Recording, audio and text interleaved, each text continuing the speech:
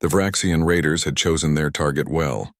The frontier academy on Outpost Talon 9 was isolated, lightly defended, and filled with the children of human colonists, perfect hostages for ransom or leverage.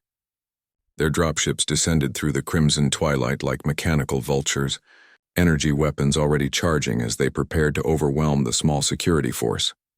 Inside the academy's eastern wing, 8-year-old Lyra Solon pressed herself against the wall as alarms shrieked through the corridors. The other children had been herded into the reinforced shelter by Instructor Yem, but Lyra had been in the bathroom when the attack began. Now she was alone, separated from safety by 3 sealed blast doors and a dozen armed aliens. She heard them before she saw them, the clicking language of the Vraxians, the heavy footfalls of their armored boots. Lyra's breath came in short, panicked gasps as she squeezed into a supply alcove. Making herself as small as possible, through the narrow gap she watched 3 of them round the corner, their mandibles clicking with anticipation. Heat signatures detected. One hissed in broken standard. Small offspring. Terror seized Lyra's chest.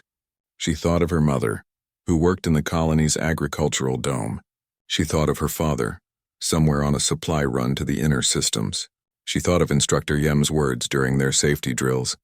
If you're ever in real danger, use your comm. Help will come. With trembling fingers, Lyra activated her student comm badge. It wasn't designed for emergencies, just a simple device for tracking and communication within the academy.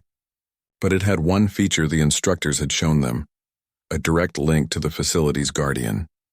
Fenrris, she whispered, her voice barely audible. Please, help me. The Vraxians heard her. They turned toward the alcove, weapons raised, mandibles spread in what might have been cruel amusement. The lead raider reached forward with a clawed hand, then the lights went out. In the darkness, something moved, something massive and utterly silent. Lyra heard a sound she would never forget, the sharp intake of breath from the Vraxian warrior, followed by a wet, tearing crunch. The emergency lights flickered on, bathing the corridor in pale red. Fenrris stood over the bodies. He was enormous, nearly 2 meters at the shoulder, his bioengineered frame a masterpiece of human military science. His fur was midnight black, threaded with reactive armor plates that shifted and flowed with his movements. His eyes, those terrible intelligent eyes, glowed with an amber light that seemed to pierce through flesh and bone. He had been designed as humanity's answer to the question, what if we made the perfect predator and gave it the mind to know exactly how to kill? The remaining Vraxians in the corridor opened fire. Plasma bolts seared the air, but Fenrris was already moving. He flowed like liquid shadow, his enhanced muscles launching him from wall to ceiling to floor in movements that defied biology. One raider died before his second shot left the barrel.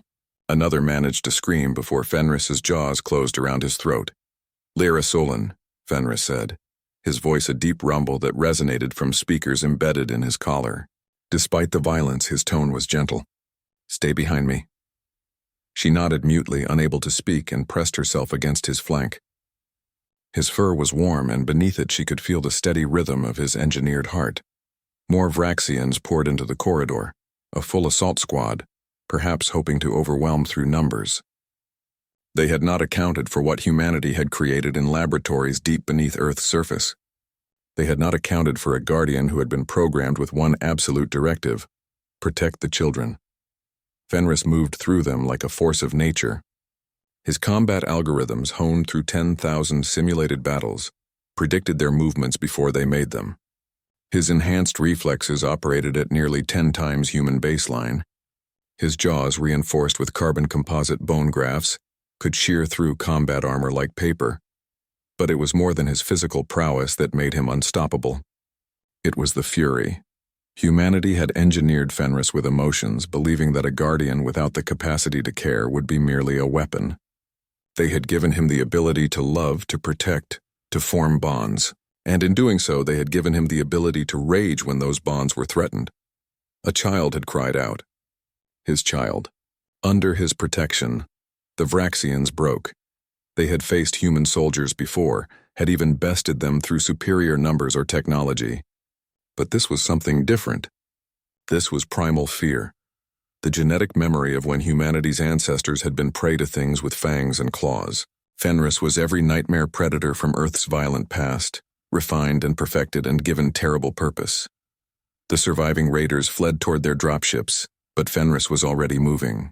He bounded through the shattered academy doors and into the compound yard. The Vraxian commander, a scarred veteran of a dozen raids, raised his plasma rifle. Fenrris hit him at 40 kilometers per hour. The remaining raiders scrambled into their dropships, engines screaming as they clawed for altitude. Inside the academy, human security forces finally arrived, weapons ready but unnecessary. They found Lyra sitting in the corridor, her arms wrapped around Fenris's neck, her tears soaking into his fur. "Good boy," she whispered. "Good boy." Fenris lowered his massive head, his glowing eyes dimming to a soft amber. "You are safe now, Lyra Solon. They will not return." Commander Reeves of Academy Security knelt beside them, his face pale.